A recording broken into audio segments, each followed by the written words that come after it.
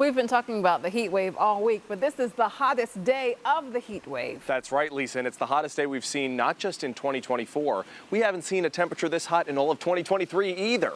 This is the hottest temperature we have seen since August 4th, 2022, nearly 2 years.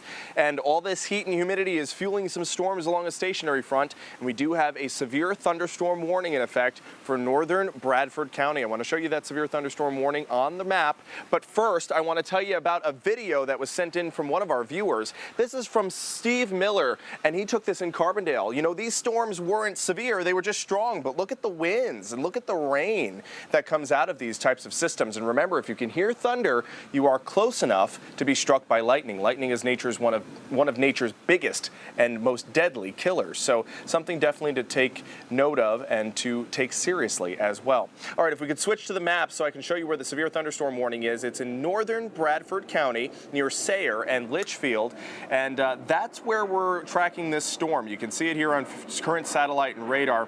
Right here in northern Bradford County, you see all the lightning strikes associated with it. You see those storm icons indicating that it could support some hail. We're worried about maybe 60-mile-per-hour wind gusts and penny-sized hail. And that's not the only storm that is strong. That one, of course, is tagged as severe by the National Weather Service. But looking down towards the south, we're dealing with a lot of storms across the region. I want to give a closer look right now at the one in Bradford County. You can see it's got this typical bow shape, which is something you'd notably see when it's associated with the front, and it's also strengthening. So we're seeing this storm continue to roll through, lots of lightning strikes involved. We're also seeing that storm exit Wayne County and looking at one in northern Lycoming County too, headed towards Trout Run and LaPorte. You could expect to see a downpour there. And we have this last storm that's currently entering northwestern Schuylkill County near Tower City. That's going to cause a downpour there as well. Now, we've seen really strong heat. We've seen 97-degree temperatures there in Williamsport, tying the record from 1933. 96 was the high temperature today, record tying as well. And Mount Pocono just 1 degree below the record high temperature ever set on this date. And as I had said, this is the first time we have seen temperatures this hot since August 4th, 2022. And back then, we had a heat wave that was 6 days long. I think this one will be 7 days long. And just to put this heat into context, we've only seen it a few dozen times since records began being kept at Wilkes-Barre-Scranton International Airport back in 1948. About 55 times is when we saw temperatures this hot. And when you're talking about 13,000 days since then, 55 times is a very small percentage. Current temperatures right now still hitting 90 there in Lock Haven and Coganhouse Township, Renova 2, 93 in Nanticoke, where we've seen the rainfall come through. It's a little bit cooler in the 80s and 75 for Mansfield, factoring in the humidity, feeling like the upper 90s, 96 for Stillwater, 95 is what it feels like in Danville.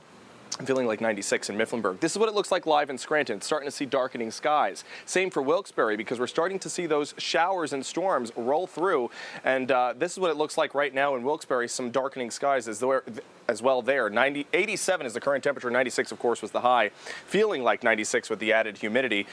And I had told you I was telling you a little bit more about the strawberry moon. This is the full moon this month, and it occurs tonight. Once those storms roll out, it'll be clear enough to see it. It's officially full at 9:07. It's also known as the honeymoon because people often harvest honey at this time of year and have a lot of weddings, and that's why honeymoons are called honeymoons.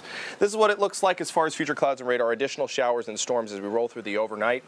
We'll clear out by midnight. Beautiful views of the honeymoon. And then we're going to continue to see clear skies and dry conditions until about 1 o'clock when those storms pop up once again on our radars. Afternoon and evening on Saturday. Some could be severe, and we're also going to see that on Sunday as well. The Storm Prediction Center has us in a marginal risk, or level 1 out of 5, for damaging winds and maybe even some small hail. There's your 7-day forecast. 94 is a high for tomorrow and for Sunday. Storms both days in the afternoon and evening. We'll be tracking those very closely. Finally, we break the heat wave on Monday, Lisa, with temperatures in the 80s, but feeling like the 90s. The heat really doesn't break until Thursday of next week, with highs in the low 80s and upper 70s. Heat wave ends, heat continues. Heat wave ends on Monday. Heat will definitely continue. Yep. Got it. Thank you, Jeremy.